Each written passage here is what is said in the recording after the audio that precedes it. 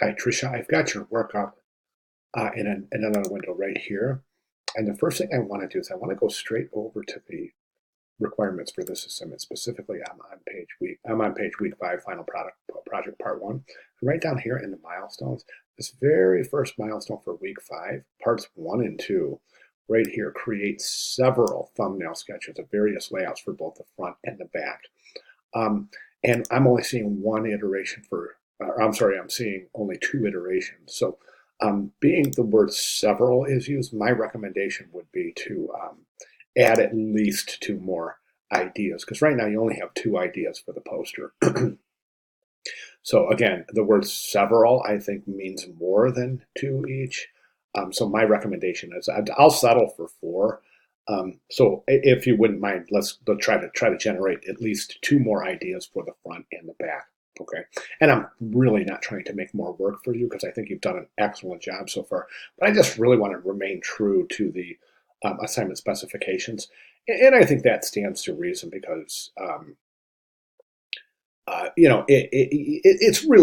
it's incumbent upon the student to really decipher and to interpret the instructions. And I'm just going to try to assist you here by just taking a closer look at the word several.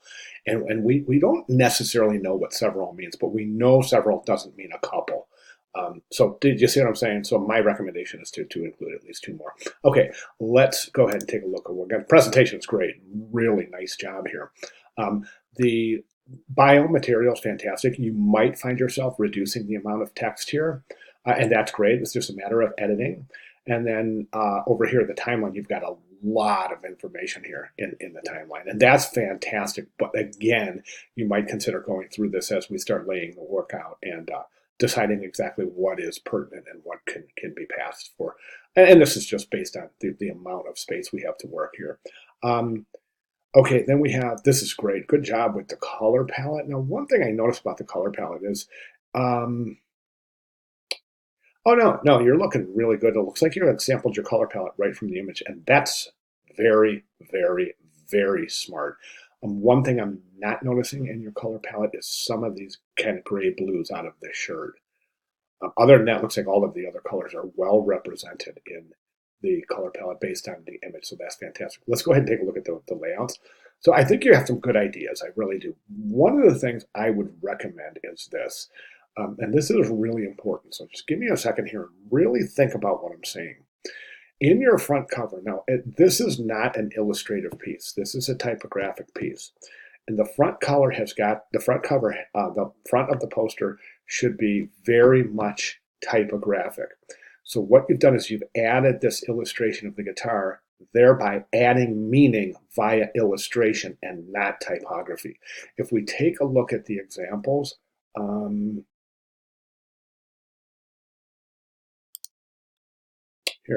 here's this Bob Dylan example right here. You can see the word Bob, the guitar is used, but it's typographic in nature.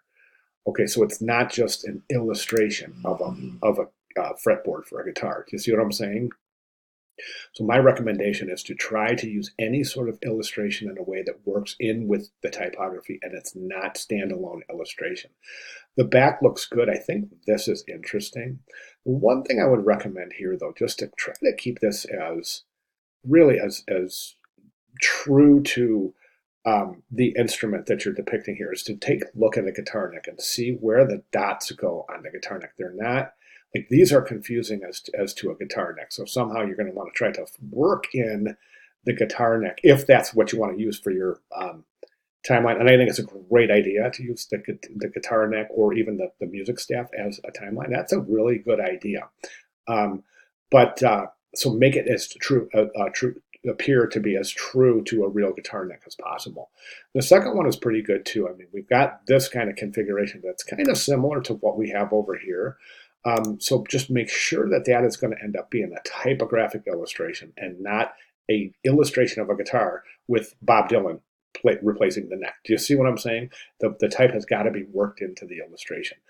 American singer-songwriter, that's a good byline. That's great. And then the back, again, the same thing. Is just really, really trying to work on that timeline so it makes sense. Okay, and it might entail having to look at a music staff. Now, as a musician, I can look at this and I can say, well, this part right here, these are a little bit confusing.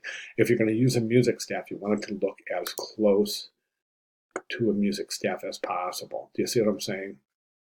Okay.